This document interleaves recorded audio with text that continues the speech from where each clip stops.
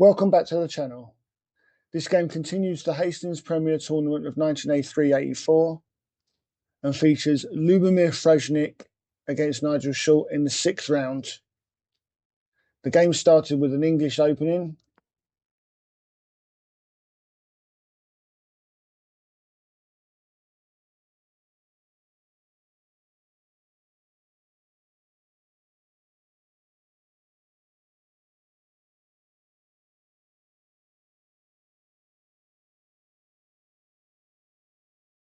Standard stuff.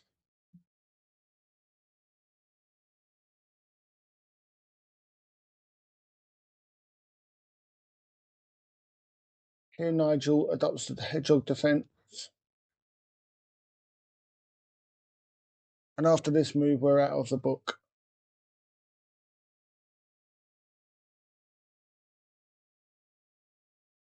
Black defends the pawn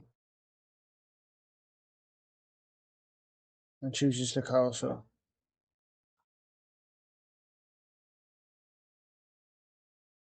This move actually threatens checkmate on h7 via knight f6 check, which black duly defends.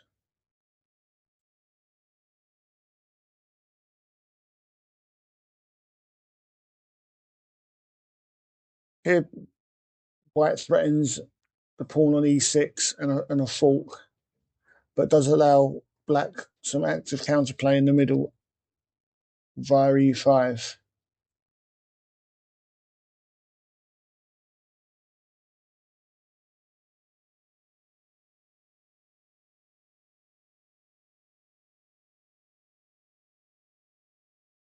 White reroutes the bishop. And here Nigel decides to take the knight, which is a bit of a strange decision, giving up the bishop. A better option may have been to play b5 after the following line. Black is slightly better, but he chooses to take the knight, giving up the bishop. And after some more exchanges on e4, white has a slight advantage, but the game is still quite equal. Here Nigel decides to take the pawn, but again this allows white some active counterplay in the middle of the board.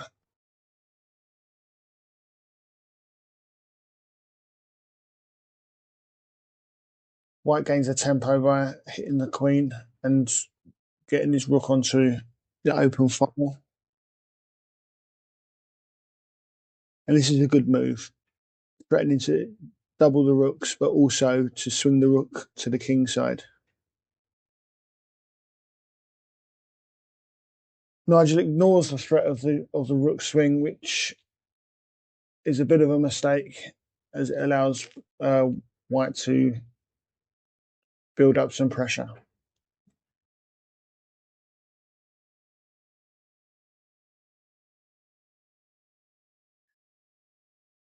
Hitting the bishop, maybe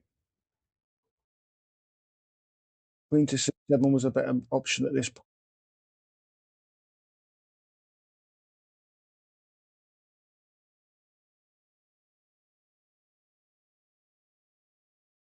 And I think white's okay at this point. Black's okay at this point because he's covering the c1 square.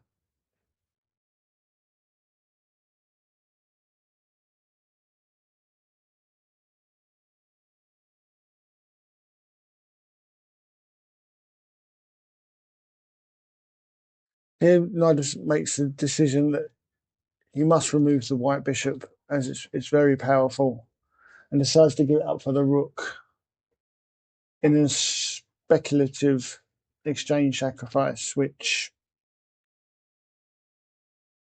he never seems to get enough compensation for.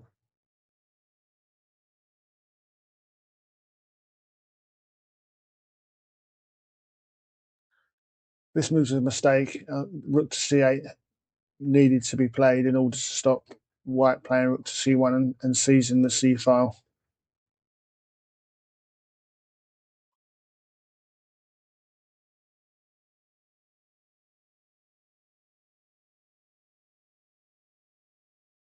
Black's got his pawn back, but now White has the open file for his rook.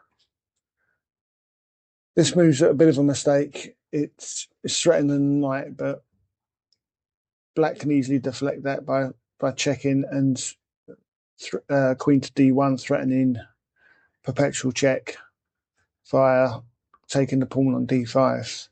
A better move would have been to play Rook C6. And after the variation,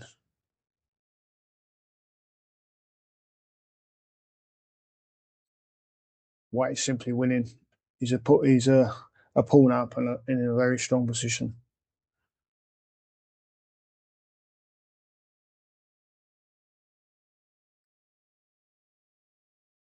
Nigel does check and plays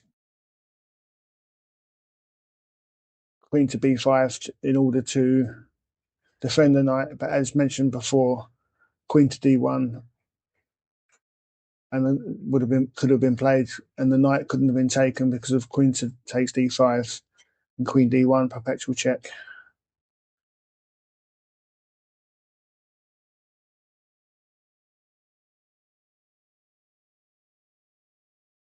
Here White decided to retreat the king, which again allows the perpetual check via Queen takes D5,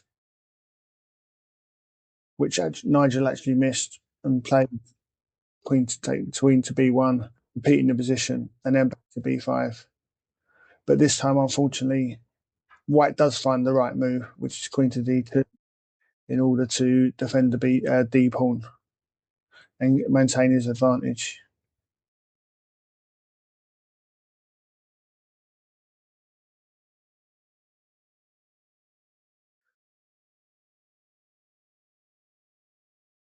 The only move that White can play, forcing the trade of queens.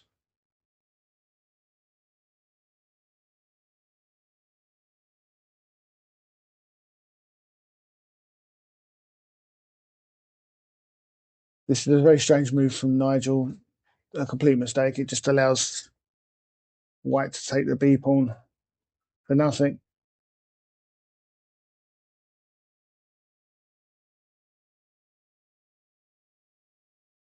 And now White forces the exchange. And is now simply a winning ending for White.